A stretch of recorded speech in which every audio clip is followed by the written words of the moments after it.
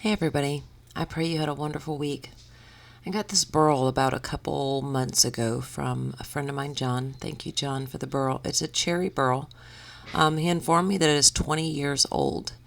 So I was kind of hesitant at first because I never turned, a large burl. I've turned something that had a piece of burl in it, possibly, but nothing that was, huge like this. So I figured the first thing I needed to do was to fill these cracks, these little cracks and crevices with resin. What I didn't realize at first, when I first started filling this, there was a hole. I stuck a stick in later on and measured. It went about 4 to 5 inches.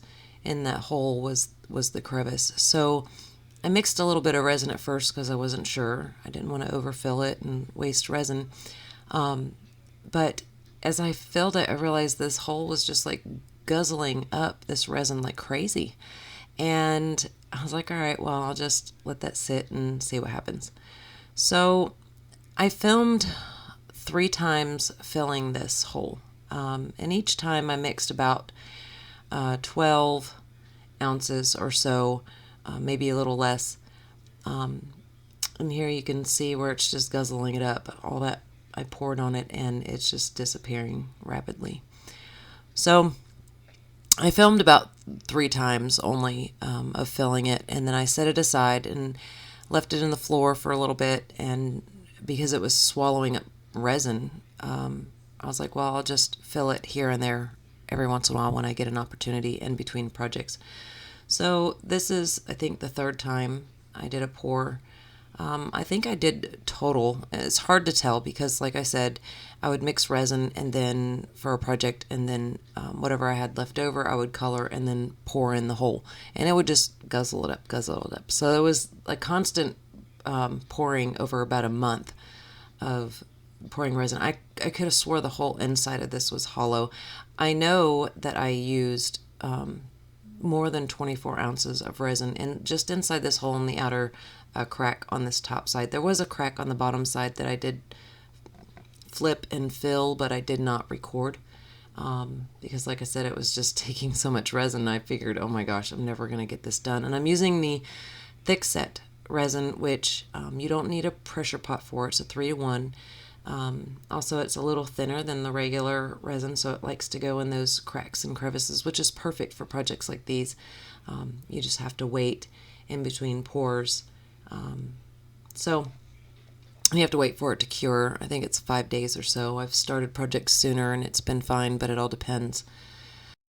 I have the burl mounted on a faceplate, and right now I'm just trying to round it out and get close to my final shape. There was cracks and crevices and big old, areas and indents and stuff that I knew I didn't want to have to take down that much of the burl in order to get rid of those. And a lot of them were really huge, so I was afraid that if I tried to turn it, that the bowl would fall apart. And being this is my first time turning a burl, I'm really, just learning the grain and how it cuts and everything else. It was really exciting because there's so much different, things going on with this project. It was quite a challenge, but I enjoy a good challenge.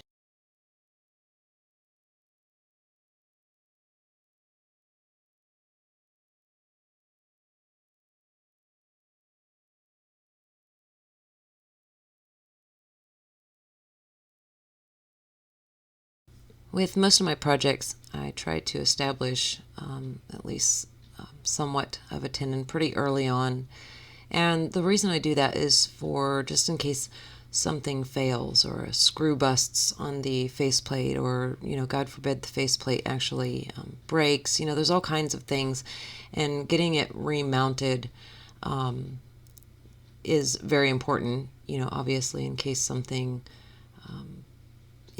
happens. So that's why a lot of times I really focus on the bottom of the bowl without getting it round first. I'm not really concerned about balancing it out right off the bat. Some pieces I will, depending on how secure I feel they are, and some pieces I won't. But normally pretty quickly. I try to establish some sort of tenon or a mortise in the piece.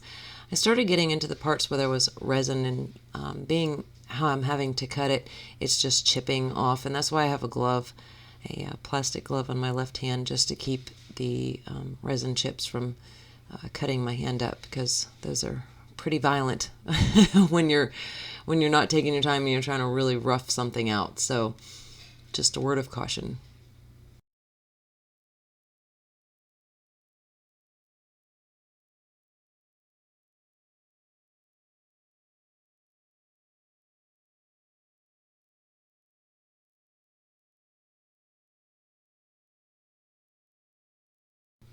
I use my skew chisel 99.9% of the time to form my dovetail for my tenon.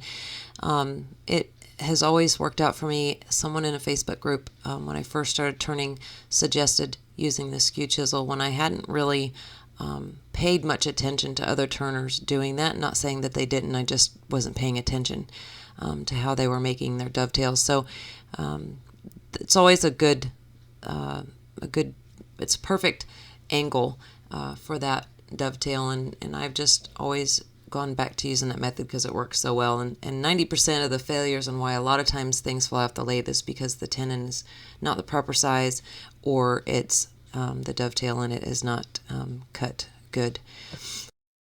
So I cleaned it off with denatured alcohol in those crevices and areas. And I save a lot of my HDPE plastic, which is mostly like milk jugs, and your chemicals will come in HDPE, my Purex, my shampoo, conditioner bottles, and I save them all so in case I need to, make a mold, to a certain size. Heat gun works really well in getting that plastic to, cooperate, to kind of shape around round objects or whatever piece or project you might have going on at the time. It works out really well. I just heat it up, use a piece of wood to flatten it out so I can get the curvatures out of it, and resin doesn't stick to HDPE. So, and the hot glue will peel off of it very easily, but it will stick long enough for you to do what you need to do with it. So that's what I am using. Just store up all your HDPE plastic. I think it's a number 2 or number 5. I can't remember what number it is for the plastic. And then, of course, you don't get the title tape queen unless you really use a lot of tape. So I'm taping it up just for extra precaution, just in case I missed a spot. And I'm using the Total Boat 3-to-1 thick set. Again, this is the resin that you can use without a pressure pot, and it takes a little time to set up, but it's worth it because you don't have to worry about a ton of bubbles. I did have some bubbles only because of the bark and some air got trapped underneath of it. I tried shaking it and pounding on it a little bit just to kind of get the resin to settle, but it didn't. But it really looked neat in the end anyway, so I'm kind of happy that those bubbles are in there because it really gives it like a underwater, under the ocean kind of look.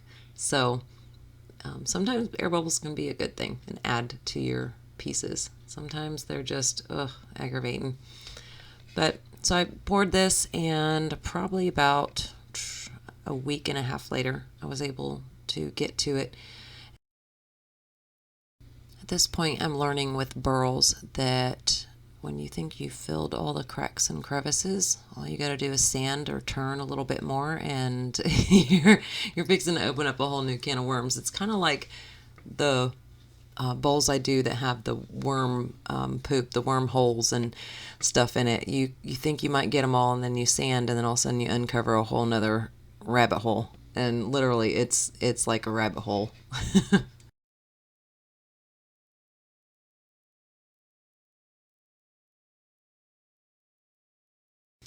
A fellow friend and woodturner, Rob Heath, a while back recommended to me using baking soda and mica powders with my CA glue to fill some cracks and crevices, so it wouldn't take up so much of the CA glue, and it wouldn't be so much mica powder that you had to put in the holes. And it does work really well, and I love the variations it caused in this piece. But just to give you a heads up, your resin and your mica powder with the baking soda will be different colors, even though you use the same color mica powder, because it's with that white baking soda. So it is going to be slightly lighter and not opaque whatsoever. It's going to be more like a thick, cloudy look.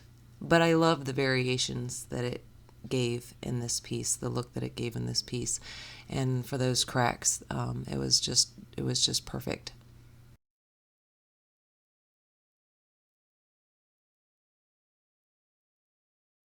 Now for a finish, I knew I wanted to do a resin finish. One, because there were so many pits, cracks, and crevices. I didn't want to put any wax or anything in there and have all that wax crammed in those holes. And I could have done just an oil finish. I thought about doing that as well. But I decided I would just do a really nice glossy finish after putting the sanding sealer on and seeing how pretty it looked with the, kind of higher glossy type of look. I decided I was going to go ahead and coat it with the 2-to-1 fast total boat hardener. There's a fast, there's a slow, and then there's a thick. This is the fast. It sets up within 15 minutes is really your working time, and so it sets up within a half hour to an hour. I leave the lathe running with it on it for about 45 minutes just to play it safe. And then, I do that because I wanted to be able to quickly get to it, turn it around, get it hollowed out. I didn't start on this until the next day, so I'm just reshaping the tenon because I coated everything with resin. I want to make sure it was sitting nice and flush. Turn it around, and then here comes the fun adventure of hollowing. This was definitely a challenge to hollow, and you'll see why.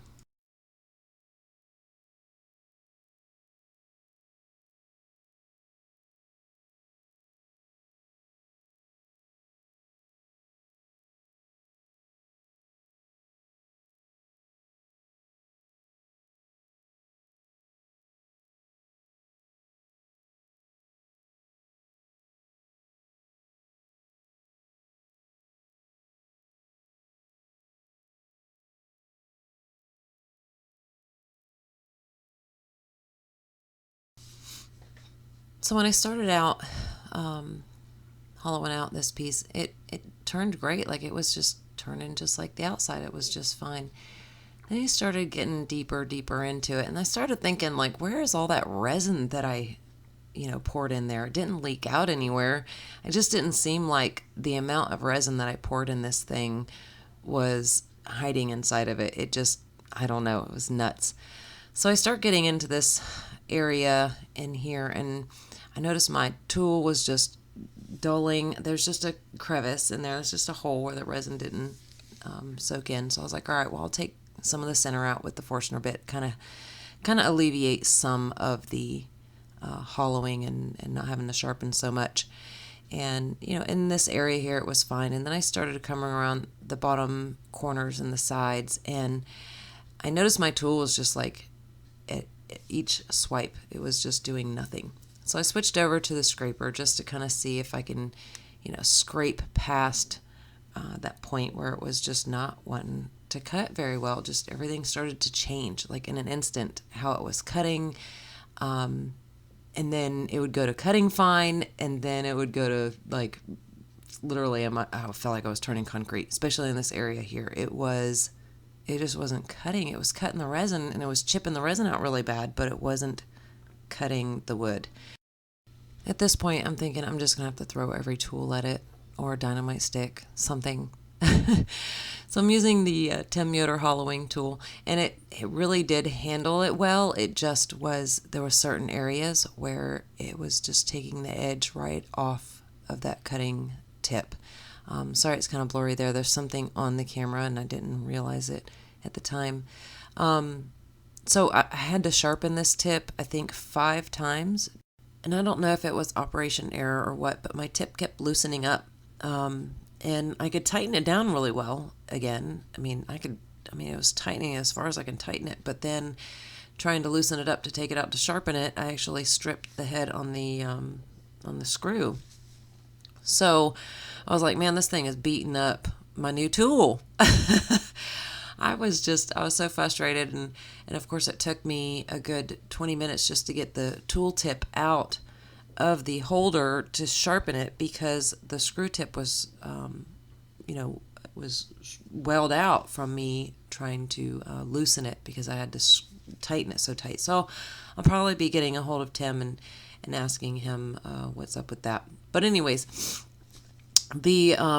I got on the phone with Billy, Bert, and Doug from Pole Barn, and I was like, "Help me! Everything is tearing up my tools." And so Doug said, "Get out a grinder. Do what I did with your shell bowl and grind it down. Get past that spot." I guess we can just guess that in this burl there could have been dirt or something else that had, it had grown around. I mean, it was barely putting a dent in it, and I think I have a 36 grit wheel on this grinder.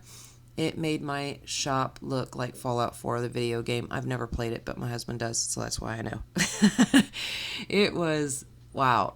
Once I started feeling that I was getting a little bit more softness when I was sanding it, then I was like, okay, I can put my hollowing system back up again. And then from there on, I didn't have many tough spots. It was just a certain spot in the burl that was like literally like trying to turn concrete. And from here out, it kind of went a lot smoother. I did have some areas where it just, there was a lot less areas where it was just hard to cut. So I just continued using the hollowing tool because of how easy and smooth it was to turn. While I'm facing these challenges with this bowl, I'm sitting there trying to remember, how old did John say this burl was? I'm like, is this literally petrified wood that I'm trying to turn? No wonder this is so tough. So yeah, it's a 20-year-old burl. So I imagine, it had some time to sit and, get hard. So that's could be another reason why I had such an issue. And like Doug had suggested, there could be dirt or sand or something that had grown in it, and petrified wood, and then concrete, and more petrified wood. It makes for a very challenging turn.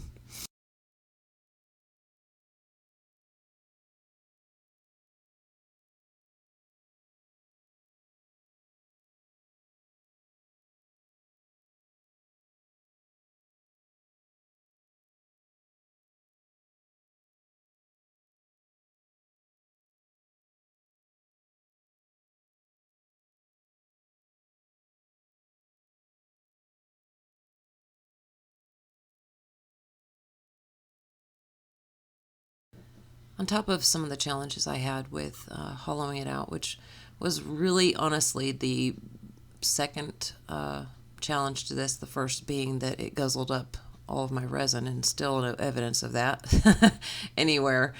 And then, of course, the hollowing out. The finish. I wanted a really high gloss and all these little pits and holes and things like that. I knew I was going to have to go through stages of filling all of that, especially on the inside. It's a little harder to do than it is on the outside. So I took some fast set with the same color I used on the other holes, and just used a little dropper to drop that color in, so that way I wanted to make sure it was getting in there, and when I go to return it, I'm not raking it out because it's not in there and there's air bubbles trapped. So that's why I use that little dropper, just to make sure that it's getting in there. And as the resin, because this is the fast set, as the resin starts to cure and set within about 15-20 minutes, I just use my hand to kind of like smear it around and make sure that it was staying level at the holes. And it took about a good 20 minutes messing around with it to do that, but it accomplished what I wanted to accomplish. So like I said, I knew I wanted to use a resin, high gloss, really nice high gloss finish on this bowl, especially because I still have these pits and holes and things like that. And so I decided to go ahead and use again the 2-to-1, the fast hardener on the inside of the bowl as well. Now, forgive me, because this bowl, a total of times, I think I refinished it, as far as just the finish. Just the finish was over 4 times. Most of them I filmed, others I just said, hey, with it, I'm just going to sand it off, redo it, and whatever. My challenge was that the holes and pits that were in it, even though I ran the heat gun, and I ran the heat gun over it quite a bit, I was still getting these little weird air bubbles or separation things in it. And I was like, oh, I'll just run some resin over it. I'll do a fast set again, and it'll fill the holes. And then maybe this will be my, final finish. Oh my gosh. Like I said, you sand and then you just find yourself some more pits and holes. And the finish just wasn't, just when I thought it was perfect, this night here, bugs flew in it. Literally, as soon as I got done smearing it all on there, bugs flew in it. So I was trying to get them out, and I thought I got them out, and it didn't show any evidence of it. But because it's fast set, yeah, that's funny. There was still like wings and dust from the bugs. I don't know. I was so frustrated. So after several failed attempts to get a really good finish, I decided, you know what? I'm going to, instead of doing this at night, I'm going to do it during the day and sand it down. I just sanded it down to 400 grit. It didn't need too much scuffing to get the resin to stick. And so that way I wasn't sanding too long either. I just wanted to get it nice and flat. I decided I was going to go ahead and use the slow set. My fear of the slow set was things getting into it. It takes less curing time. So it's going to be, here in Florida, we have every bug known to man, and wherever you are, they want to be. So I was like, I'll just cover it in a box and let it turn. So I thought in my head, well, it'll probably be best because the slow set is going to settle into those nooks and crannies and cracks and holes. And because it's not setting as fast as a fast set, it actually gives time for that to happen. So you, in the end, and this is my theory, that I would get a smoother finish because it's not setting as fast, and I'm able to get a good, nice coat. So that's what I decided to do, and did it, and it was the winning finish. It ended up working, thank goodness, because I was done putting a finish on this. Like I said, it was the 4th time I put a resin finish on this, and so just put a box over it. Conveniently, Total Boat shipped the resin in a large enough box to where it fit over the bowl, and I was able to let the lathe run at 50, 51, somewhere in between 51, 52 RPMs, and just let it run for about, I think I let it run for about an hour to where it wasn't tacky anymore, to where if I stopped the lathe, I wouldn't have to worry about it like dripping or anything. So I did this during the day, so that way I would have less chance of bugs flying around. So I came out later on that night and said, woohoo, I have a final perfect finish that I am absolutely happy with and that I won't regret. And I can turn the bottom off of it now. This was scary because I'm thinking, oh my gosh, if something just decides to snap and break and then ruin my finish after 4 times of reapplying resin, I'm going to lose my mind. But I just slow and steady, very carefully, making sure I take the bottom tenon off and shaping it up so I don't risk throwing it off the lathe.